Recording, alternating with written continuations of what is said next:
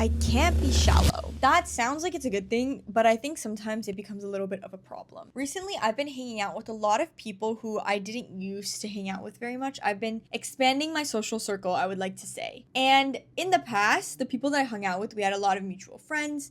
We were in a very similar environment, went to a lot of events together. And so there were just conversations that just naturally would come up due to that. And now I'm hanging out with people where we don't have very much intersecting in the college sphere. Obviously, we're in similar stages of life, but when it comes to concrete things that we can talk about and have shared experiences about, there's very few of those. That's where my question arises, is what do you talk about? I'm a very deep thinker, so when nighttime hits, it's a deep environment. We're like chilling. Maybe we have some ice cream. Maybe we're sitting on a bench. Maybe we're sitting in the car. There's stars out in the sky. With that ambiance, I can talk about anything. Conversations just flow naturally and you talk about like really deep inner parts of your life.